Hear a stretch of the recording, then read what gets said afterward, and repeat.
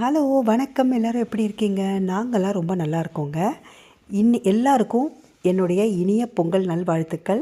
இந்த பொங்கல் பண்டிகை வந்து நம்ம எல்லாருக்கும் நல்ல ஹாப்பினஸையும் பீஸ்ஃபுல் லைஃப்பையும் கொடுக்கணும் அப்படின்னு நான் ப்ரே பண்ணிக்கிறேன்.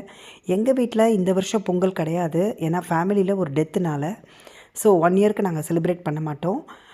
அதனால் பரவாயில்ல, எனக்கு பதிலாக சேர்த்து நீங்களே எனக்காக செலிப்ரேட் பண்ணுவீங்க அப்படின்னு நான் நம்புகிறேன்.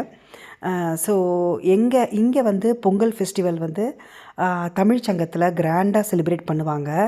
பட் என்னால் வந்து எனக்கு என் பசங்களுக்கு எக்ஸாமினேஷன் போயிட்டுருக்கிறதுனால என்னால் அதை அட்டன் பண்ண முடியாதுங்க. இன்றைக்கி நம்ம வீட்டு பிரேக்ஃபாஸ்ட் வந்து இட்லி அப்புறம் தோசை. எல்லா நாளும் இப்படி பண்ண முடியாதுங்க. டைம் கிடைக்கும்போது எல்லோரும் ரிலாக்ஸ்டாக இருக்கும்போது இந்த மாதிரி பிரேக்ஃபாஸ்ட்டை நம்ம ஹாப்பியாக சாப்பிட்லாம். ஸோ இட்லி பாருங்கள், சூப்பர் சாஃப்டாக வந்திருக்கு. இந்த வின்டரில் இந்த மாதிரி இட்லி மாவு புளிச்சு இட்லி சாஃப்டாக வந்துச்சுன்னு வைங்களேன், ஏதோ ஒரு பெரிய அச்சீவ்மெண்ட் பண்ண மாதிரி இருக்கும். எனக்கெலாம் பெரிய அவார்டே வாங்கின மாதிரி ஒரு ஃபீலிங் இருக்கும். ஏன்னா அரைக்கும் போது எனக்கு டவுட்டாகவே இருக்கும், இது புளிக்குமா புளிக்காதான்னு. ஆனால் வந்த புதுசில் அப்படி இருந்ததுங்க. இப்போலாம் வந்து எங்களுக்கு எல்லாருக்குமே வந்து இங்கே இருக்கிற எல்லா இந்தியன் ஃபேமிலிஸும் வந்து பார்த்திங்கன்னா இட்லி கடையே வைக்கிற அளவுக்கு எக்ஸ்பர்ட் ஆகிட்டோம். எப்படி அதை புளிக்க வைக்கணுங்கிற டெக்னிக் தெரிஞ்சிருச்சு எங்களுக்கு. ஸோ அதனால் இனிமேல் வந்து பிரச்சனை கிடையாது.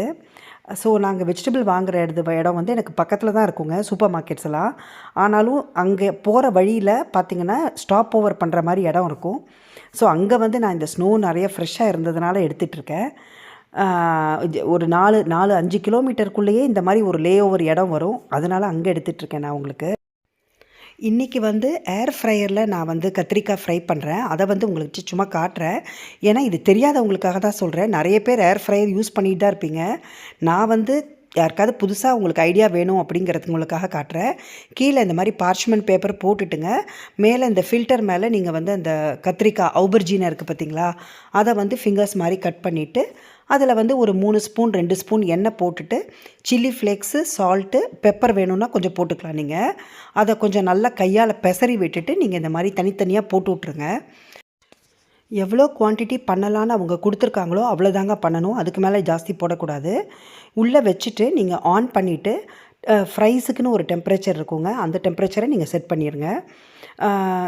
இந்த மாதிரி ஒரு ஏர் ஃப்ரையர், மைக்ரோவேவ் இதெல்லாமே வந்து ரெகுலர் பேஸிஸில் நிறைய யூஸ் பண்ணுறது உடம்புக்கு நல்லது கிடையாதுங்க.